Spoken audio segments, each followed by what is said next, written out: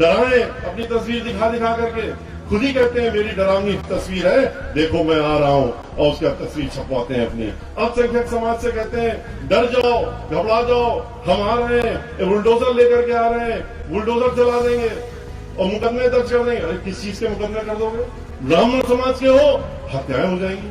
500 से ज्यादा ब्राह्मण समाज के लोगों की हत्याएं, 100 से ज्यादा ब्राह्मण समाज के एनकाउंटर, और कहते हैं, ये खुद कह करके अपनी पीठ थपथपाते हैं कि हमने सबक सिखा दिया। ये भूल जाते हैं कि ब्राह्मण समाज उत्तर प्रदेश में 1-2 नहीं है, 500,000 नहीं है, 14% ब्राह्मण समाज है।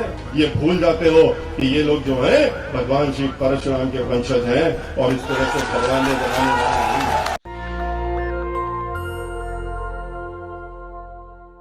एक बहन मायावती जी की सरकार थी जो 2007 से 12 में थी, और एक समाजवादी पार्टी की सरकार थी जो कि 12 से 17 रही और 3 से 7 भी रही, और एक अभी की सरकार है भारतीय जनता पार्टी। तीनों सरकार में क्या फर्क है ये आपके सामने है।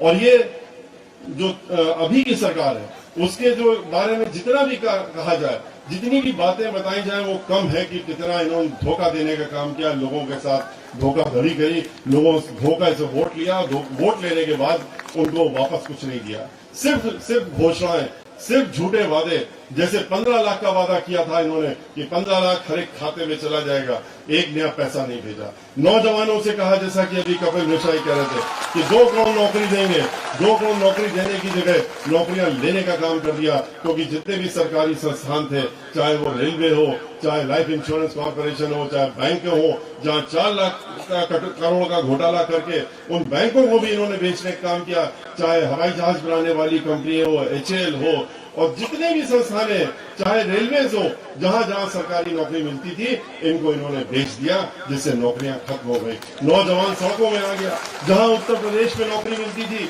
उनको ठेके में दे दिया, चाहे नगर निगम हो, नगर पालिका हो, ब्रिज कॉर्पोरेशन हो, जल निगम हो, जल संस्थान हो, इस तरह की जितनी भी संस्थाएं जहां पर लाखों की संख्या में लोगों को नौकरी मिलती थी, उत्तर प्रदेश का नौजवान व्यक्ति पढ़ करके डिग्री लेके वहां जाता था और नौकरी इन्होंने उसको ठेकेदारी में दे दिया, ठेकेदारों के हाथ में बेच दिया, उनसे भ्रष्टाचार करके उनसे रुपया लिया ठेकेदारों से और उनके हाथ में दे दिया। अब वो किसी को 2000 पकड़ाते हैं, किसी को 5000 पकड़ाते हैं, और किसी के पास भी स्थायी नौकरी नहीं है। और ये क्या कर रहे हैं? कहते हैं वोट लेने के लिए। आप सबको मालूम है कि जब चुनाव आया तो चुनाव के 1 महीने पहले पहुंच गए मुख्यमंत्री जी और उनके और मंत्री लोग, और क्या कहते हैं कि हम तुमको मोबाइल फोन दे रहे हैं, 4000 का मोबाइल फोन ले लो और हमको वोट दे दो। अरे ये भूल गए, ये नौजवान लोग पढ़े लिखे जिनको आपने लाठी डंडे दिए, जब उन्होंने आंदोलन किया तो आपने उनका सर फोड़ा, तो वो आज याद कर रहे हैं, बहन मायावती जी को याद कर रहे हैं, जिन्होंने आते ही 1,12,000 उन्होंने नौकरियां तो पहले 3 महीने में दे दी थी सफाई कर्मियों के नाम से, उसके बाद 2 लाख उन्होंने कांस्टेबल्स की नियुक्ति की थी, पुलिस वालों की, 3 लाख अध्यापकों की थी। अपने 5 साल के कार्यकाल में 23.5 लाख लोगों को उन्होंने नौकरी देने का काम किया था, रोजगार देने का काम किया था। वो सब लोग याद कर रहे हैं कि एक वो थी जिन्होंने कहा नहीं था करके दिखाया, एक ये है। और समाजवादी पार्टी वाले जो कहते हैं, लिख के झूठा घोषणा पत्र बनाते हैं और फिर धोखा देने का काम करते हैं, फिर लाठी डंडे देते हैं। और क्या कहते हैं, जब लोगों ने आंदोलन किया तो उनके लाठियां चली, उन्होंने कहा क्यों मार रहे हो लाठी, हम तुम्ही ने तो हमसे कहा था हम वोट देंगे। तो कहते हैं तुमको तो समझदार होना चाहिए, पढ़े लिखे हो, डिग्री वाले हो, तुम ही नहीं समझ पाए हमको, तो फिर क्या है, हमने तो 15 लाख की बात भी कही थी, किसी को मिला 15 लाख तो तुम्हें समझ लेना चाहिए था। और उसके बाद क्या किया, सलाह क्या देते हैं, कहते हैं हम तुमको एक सलाह दे सकते हैं। हाँ, ये सलाह दे सकते हैं, तुम बड़े PhD और डिग्री लेके आए हो, जाओ पढ़े लिखे हो तो पकौड़ा बेचो और ठेला लगाओ, अच्छा पकौड़ा बेचोगे क्योंकि तुम पढ़े लिखे। इस तरह से धोखा देने का काम किया। महिलाओं से काम तुमको सुरक्षा देंगे, क्या सुरक्षा दी, महिलाओं से वोट ले लिया सुरक्षा के नाम पे, उनसे ये कहते हुए तुम्हारे रसोई के दाम कम करा देंगे, गैस बढ़ा दी, 200 रुपए सिलेंडर था उसको 1200 पहुंचा दिया, पेट्रोल और डीजल के दाम 40 और 50 और 60 के बीच में थे, 100 के पार करा दिए। और जब ये सब चीजें हो गई तो अपने आप सारी चीजों के दाम बढ़ गए, रसोई के हर चीज के दाम बढ़ गए। नतीजा क्या हुआ कि आज सबकी कमर टूट गई, महिलाओं की रसोई टूट गई, जहां 50 रुपए में अगर काम चलता था वहां 500 में भी नहीं चलता है। उनसे कहा हम तुम्हें सुरक्षा देंगे, सुरक्षा के नाम पे महिलाओं ने इसलिए वोट दे दिया क्योंकि उसके पहले वो पीड़ित थी। उन्होंने 7 से 12 की सरकार के बाद 12 से 17 की जो सरकार झेली थी, समाजवादी पार्टी की, जहां रोजाना कितने जो भी अखबार उठाओ, न्यूज चैनल देखो तो यही देखने को मिलता था, महिला के साथ बदसलूकी, महिला का बलात्कार, यही देखने को मिलता था। उन्होंने इनको वोट दे दिया क्योंकि इन्होंने कहा हम सुरक्षा देंगे। ये चोंगा पहन के आए थे, लोग समझे इस चोंगे के पीछे सत्यता होगी, सही बोल रहे होंगे। वो क्या जानते थे कि चोंगा के अंदर और चेहरा कुछ और है और मुखौटा कुछ और है। वो तो बाद में पता लगा जब इन लोगों ने उनकी असलियत जानी। और क्या देखा, आज ये हम नहीं कहते हैं, ये इनकी खुद की रिपोर्ट है, एनसीआरबी की रिपोर्ट है इनकी, जो सरकारी रिपोर्ट होती है। उसमें क्या लिखा है? उसमें लिखा हुआ है कि आज उत्तर प्रदेश में हर 2 घंटे में एक महिला के साथ बलात्कार होता है। क्या यही सुरक्षा मानी थी? बहन मायावती जी की याद करिए, रात के 12 बजे भी अगर किसी महिला को, हम लोगों की बेटियों को घर से बाहर निकलने की जरूरत पड़ जाती थी, हिचकिचाती नहीं थी, बगैर पूछे घर से निकल जाती थी क्योंकि उनका काम था जरूरी। और क्यों निकल जाती थी बगैर डरे हुए? क्योंकि उनको ये मालूम था कि हम जब घर से बाहर निकलेंगे तो हमारी तरफ कोई भी बदनीयती से आंख उठा करके नहीं देख सकता, क्योंकि उत्तर प्रदेश की मुख्यमंत्री बहन मायावती जी। इन्होंने किसानों को धोखा दिया। किसानों से क्या कहा? हम तुम्हारी आमदनी 2 गुना कर देंगे। 2 गुना आमदनी करने के लिए जगह उन्होंने तो उन्हीं के जमीन छीनने का काम कर दिया। उन्होंने ऐसा 4 कानून बनाए जिसके तहत में किसान को मजबूरन उनको अपनी जमीन पट्टे में देनी पड़ती। इनके चुनिंदा जो वही उद्योगपति जिनके हाथों में पूरा देश बेच दिया, पूरे देश की संपत्ति बेच दी।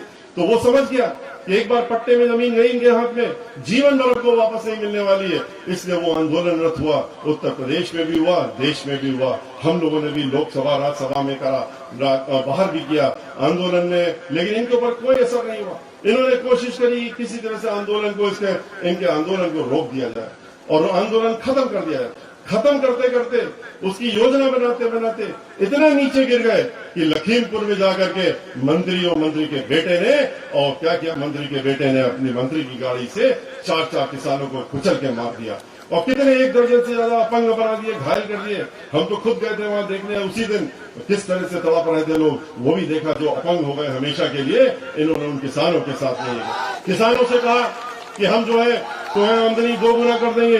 क्या 2 गुना कर दी उन्होंने? आमदनी जो थी किसानों की, उन्होंने गन्ने का दाम जो था, जब चुनाव आ गया, चुनाव की घोषणा हो गई, 1 महीने पहले 25 रुपए का बढ़ाने का काम किया। 5 साल तक नहीं बढ़ाया।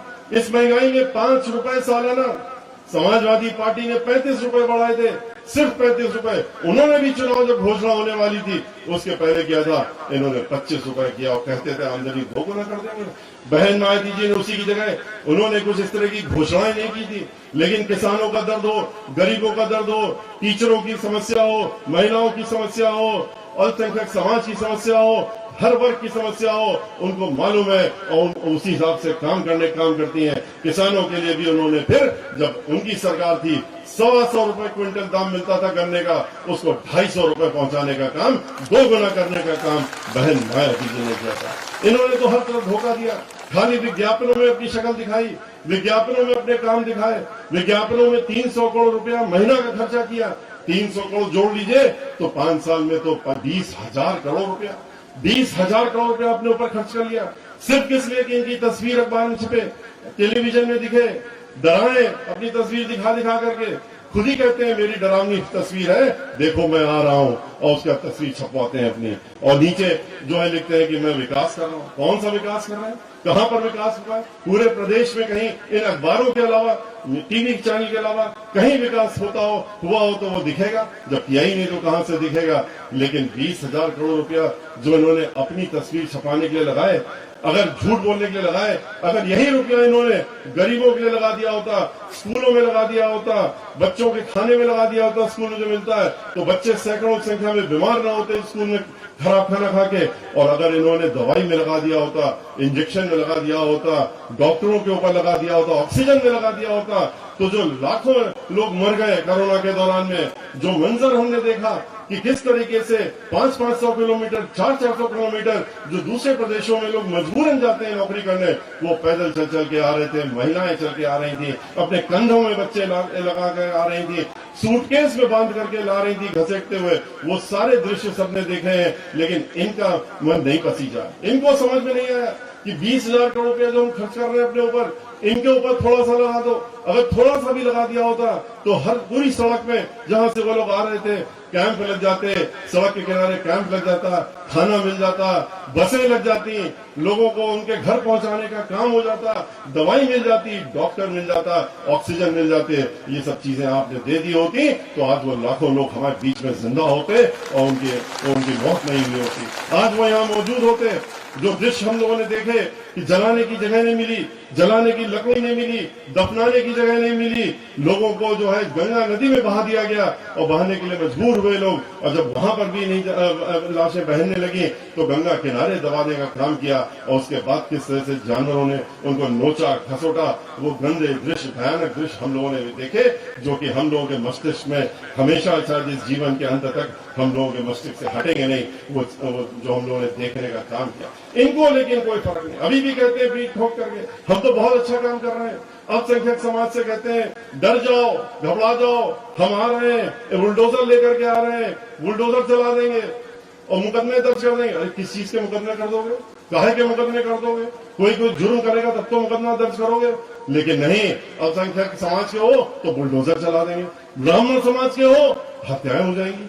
500 से ज्यादा ब्राह्मण समाज के लोगों की हत्याएं, 500 से ज्यादा, 100 से ज्यादा ब्राह्मण समाज के एनकाउंटर। और कहते हैं, ये खुद कह करके अपनी पीठ थपथपाते हैं कि हमने सबक सिखा दिया। सबक सिखाने की बात करते हैं, खुशी दुबे का नाम लेते हैं, कहते हैं देखो एक लड़की को कैसे हमने जेल में बंद करा दिया, 1.5 साल से जेल में बंद, 20 महीने हो गए उसको जेल में बंद कर रखा है। उसके पति को मार दिया, घर भर को मार दिया, गोलियों से भून दिया। उसके बाद उस लड़की को भी उठा ले गए। एक दिन पहले शादी हुई थी उसकी, तो हाथों की मेहंदी भी नहीं सूखी थी, लेकिन उसको उठा ले गए और अभी तक बंद करा, 20 महीने से बंद है। और वो मंत्री का लड़का जिसने कि कुचल के मार दिया, जिसमें सामने सामने कुचल के मार दिया, उसकी बेल 3 महीने में हो जाती है, क्योंकि मुख्यमंत्री खुद देख रहे हैं। कहते हैं कि इसको बाहर नहीं आने देंगे। रेणु शर्मा जो हाथरस में कांड हुआ है अभी 2 महीने पहले, उसी प्रकार से कहते हैं इसका भी हश्र होगा। रेणु शर्मा ब्राह्मण समाज की महिला, आप लोगों ने अखबार में पढ़ा होगा, राजनीतिक महिला थी, सबका काम करती थी, लेकिन ब्राह्मण समाज की थी, यही दोष था उसका। और उसके बाद उसके समाजवादी पार्टी, भारतीय जनता पार्टी, दोनों लोग नाराज रहते थे और क्योंकि उसको हरा नहीं पाते थे। उसके खिलाफ मुकदमे दर्ज कर दिए, उसको फर्जी मुकदमे दर्ज करके उसको जेल भेज दिया। और जेल भेजने के बाद उसकी जब बेल हो गई, बेल हो जाने के बाद भी जब जेल से वो बाहर निकली तो कैसे निकली? बेल होने के बाद उसको जेल से नहीं निकलने दिया, 15 दिन तक जेल में रखा। जब मृत्यु हो गई उसकी जेल के अंदर, तब उसका मृत्यु शरीर जेल से बाहर निकला।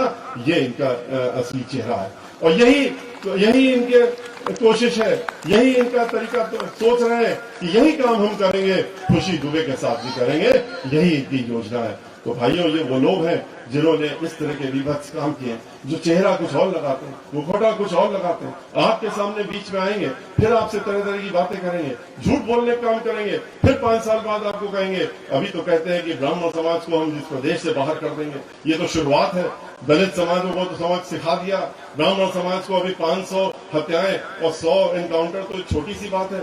अभी तो देखो क्या होगा आगे। ये भूल जाते हैं कि ब्राह्मण समाज उत्तर प्रदेश में 1-2 नहीं है, 500,000 नहीं है, 14% ब्राह्मण समाज है 25 करोड़ में। और अगर 14% है तो आप समझ लीजिए कि 14% कितना होता है, 4 करोड़ के ऊपर होता है। और अगर 4 करोड़ ब्राह्मण समाज को तुम किसको किसको मारोगे, किसको किसको भयभीत करोगे? ये भूल जाते हो कि ये लोग जो हैं भगवान श्री परशुराम के वंशज हैं और इस तरह से घबराने डराने वाले नहीं। ये जब एक बार तय कर लेते हैं, एक बार उठ के खड़े हो जाते हैं, तो करके भी दिखा देते हैं। और इन्होंने करके दिखाया। 2007 की याद करिए, किस तरह से बहुजन समाज पार्टी के साथ पूरा समूचा ब्राह्मण समाज हमारे आह्वान पर इकट्ठा हो गया था, एक साथ हुआ। बहन माइती जी ने भी उनका मान सम्मान रखा, लेकिन वो एक साथ हुए, इकट्ठा हुए और हाथी के निशान में उन्होंने वोट डालने का काम किया, तो पूर्ण बहुमत की सरकार भी बनवाने का काम ब्राह्मण समाज के लोगों ने किया। और अब की बार भी यही करेंगे। बहन माइती जी ने भी ब्राह्मण समाज से अगर वादा किया था तो उन्होंने करने का भी काम किया था। उन्होंने उनका सम्मान लौटाने का काम किया था और सम्मान लौटाते हुए आपको याद होगा उन्होंने खाली 15 कैबिनेट मंत्री नहीं बनाए थे, उन्होंने 30 से ज्यादा कैबिनेट का दर्जा नहीं दिया था, उन्होंने 1.5 दर्जन MLC बनाने का काम किया था ब्राह्मण समाज के लोगों को। 5000 सरकारी वकील उत्तर प्रदेश में ब्राह्मण समाज के बनाए थे, महाधिवक्ता, अतिरिक्त महाधिवक्ता से नीचे लेकर के सब उन्होंने विधान परिषद का अध्यक्ष ब्राह्मण समाज का बनाया था। लोकसभा राज्यसभा में उन्होंने आधा दर्जन से ज्यादा लोगों को भेजा था। लोकसभा में भी अपनी पार्टी का नेता बनाया और राज्यसभा में तो 18 वर्षों से हमको उन्होंने अपनी पार्टी का नेता वहां बना के रखा है। बहन मायावती जी जो कहती है वो फिर करके दिखाती है। उन्होंने विकास का दौर लगाया, विकास उन्होंने हर तरफ करने का काम किया, एक तरफ नहीं विकास किया। उन्होंने विकास की जब बयान चढ़ाई तो हर तरफ 6,500 मेगावाट बिजली खाली जो है उत्तर प्रदेश में मिलती थी और अंधेरे में रहती है पूरा प्रदेश। 1 घंटे की बिजली आ जाए तो लोग बड़े खुश हो जाते थे। बहन मायावती जी ने नए नए कारखाने लगा करके 6,500 से बढ़ा करके 13,500 पहुंचाने का काम किया था अपने कार्यकाल में। उन्होंने 23 नए जिले बनाए। 75 जिले का प्रदेश है आपका। 1/3 जिले बहन मायावती जी की देन है इस प्रदेश में। और समग्र विकास करा जाता है जब एक प्रदेश में एक जिला बनता है। उन्होंने इन जिलों को बना करके उनका समग्र विकास किया। 29,500 उन्होंने डॉक्टर अंबेडकर ग्राम जो थे उनका समग्र विकास करने का काम किया, सीसी रोड लगा के सब तरीके से। और 29,500 जूनियर प्राइमरी स्कूल बनाए, 5,500 जूनियर हाई स्कूल बनाए। 1 दर्जन से ज्यादा उन्होंने अंतर्राष्ट्रीय स्तर की यूनिवर्सिटी बनाई। और चाहे वो उत्तर प्रदेश में बल्कि विदेश में भी ऐसी यूनिवर्सिटी नहीं है जो डॉक्टर शकुंतला मिश्रा के नाम से उन्होंने लखनऊ में बनाने का काम किया था। वो विकलांगजनों की यूनिवर्सिटी है जहां विकलांगजन पढ़ते हैं और खाली विकलांगजनों के लिए ऐसी यूनिवर्सिटी पूरी दुनिया में नहीं है। उसको कई बार ऐतिहासिक अवार्ड मिल चुके हैं। 20,000 से ज्यादा बच्चे आज वहां पढ़ रहे हैं। उस यूनिवर्सिटी में विकलांग बच्चे पढ़ रहे हैं और पढ़ करके अपनी जीविका चलाने का काम कर रहे हैं। उन्होंने अरबी फारसी यूनिवर्सिटी पूरे उत्तर प्रदेश में कोई यूनिवर्सिटी नहीं थी, उन्होंने लखनऊ में देने का काम किया। उन्होंने नोएडा में इंटरनेशनल यूनिवर्सिटी के देने का काम किया। उन्होंने हर तरह का विकास करने का काम किया। इनकी तरह कागजों में नहीं किया, उन्होंने जमीन में करके दिखाने का काम किया। कानून द्वारा कानून का राज स्थापित किया। इसके लिए चाहे उनको अपने खुद के मेंबर ऑफ पार्लियामेंट को भी उन्होंने जो 15 दिन पुरानी सरकार 2007 की थी, याद करिए, अपने खुद के मेंबर ऑफ पार्लियामेंट को जिसने कानून अपने हाथ में लिया था उसको अपने घर में बुला करके और वहीं से हथकड़ी लगा करके पूरे 5 साल तक जेल में रखने का काम किया था। जब उन्होंने अपनों को नहीं बख्शा तो दूसरों को कैसे बख्शेंगी? ये बहन मायावती जी की खासियत है। नेशनल दस्तक की आपसे गुजारिश है कि अगर इसको बचाना चाहते हैं तो नेशनल दस्तक को सब्सक्राइब करने के लिए रेड कलर के सब्सक्राइब बटन को दबाएं, फिर बेल आइकन की घंटी दबाएं। नेशनल दस्तक को बचाने के लिए बहुत जरूरी है कि हर खबर को शेयर करें, लाइक करें, कमेंट जरूर करें।